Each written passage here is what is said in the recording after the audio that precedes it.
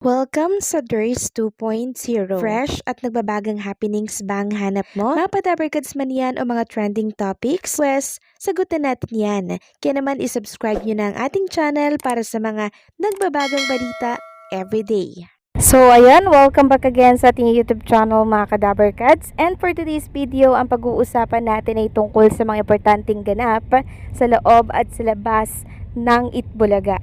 So kanina po mga Kadabarkads, muling nagbabalik itong si Raven Angeles. And siya po ang nag-opening number dito po sa Itbulaga. And syempre present na naman itong si Julia Barreto sa Itbulaga. So siya po muna ang pumalit kay Maine Mendoza mga Kadabarkads. Kasi ngayong araw po, wala si Maine Mendoza dito sa Itbulaga. So si Julia Barreto muna yung sumalang dito po sa therapy na porte po ni Maine Mendoza. Kasama po itong si Paulo Ballesteros. At sa mga naghahanap naman po kay Maine Mendoza ngayong araw, syempre siguro nag-vacation muna siya, nagpahinga muna siya mga Kadabarkads. Dahil alam naman natin na yung araw po kahapon mga Kadabarkads, special po yun kay Maine Mendoza. So siguro nag-celebrate ng konti or pwede rin po mga Kadabarkads na merong trabaho outside dito sa Itbulaga, mga endorsement shoot, ganyan. Kaya pinalitan muna siya nitong si Julia Barreto sa Itbulaga kanina and syempre sa therapy.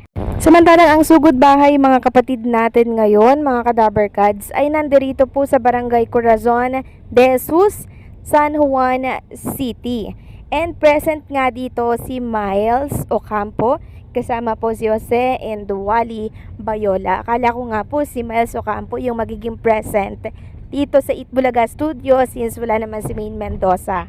Pero dito po talaga siya naka-assign sa sugod bahay mga kapatid. Samantalang kanina naman po may inanunsyo po si Bossing Vic Soto mga Kadabarkads. Ito po ay yung mangyayari bukas dito po sa GB5 na kung saan ay magkakaroon po ng championship na June 21 po yan, Saturday araw po yan ng Sabado. At ang mananalo nga dito ay mag-uwi po ng 200,000 pesos. So, 4 na school ata yung maglalaban-laban mga Kadabarkads at nadagdagan pa po yan kanina mga Kadabarkads. So, for sure, may pa-catering na naman po ang Itbulaga niyan bukas araw ng Sabado kasi syempre, ang Sabado mga Kadabarkads ay extra special para po sa TBJ and syempre sa buong Dabarkads na din. Kaya pag may mga event po mga Kadabarkads and mga katulad nito, yung sa GB5 Championship, talagang naghahanda po sila,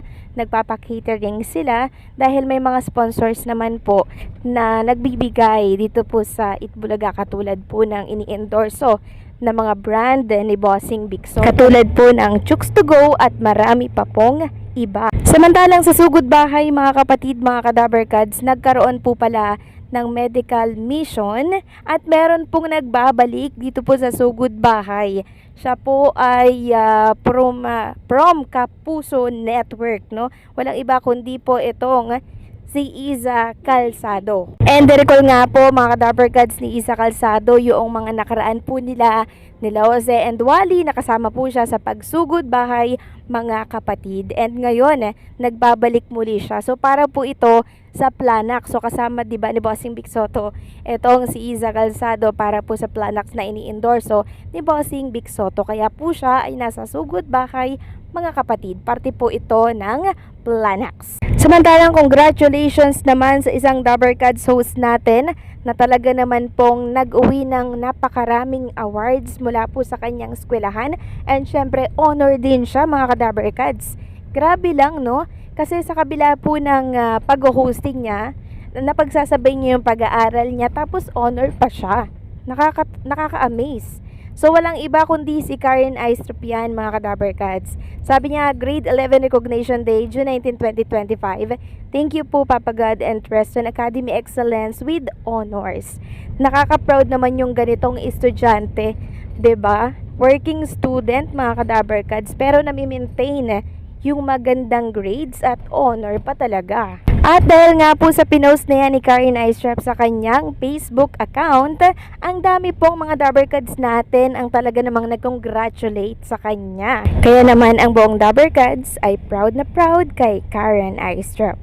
Usapang issue naman tayo ni Miles Ocampo and Maine Mendoza. Diyos ko, hindi matapos-tapos tong isyong to. Mga Kadabbercads, nakakaloka lang, 'di ba? And alam kong lahat kayo mga Kadabbercads ay nakatutok dito at nag-aantabay po ng pag-aayos ni Miles Ocampo and Maine Mendoza. Kaso nyo nga po mga Kadabbercads, absent po si Maine Mendoza ngayong araw mukhang naka-vacation siya or naka-leave siya mga Kadabbercads. Kaya pinalitan muna siya netong si Julia Barreto. Si Miles Ocampo naman, 'di ba? Kanina nasabi ko na po na nasa sugod bahay mga kapatid.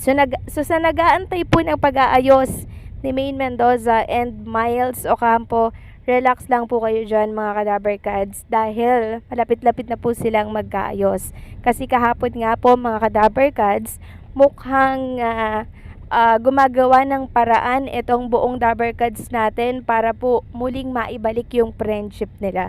Kung di naman po malala yung awayan or tampuhan po nila mga Kadabbercads, pwedeng maayos yan. Hindi po ba? Kasi sayang naman yung ilang taon na pinagsamahan po nila, kung mababali wala lang yan, 'di ba?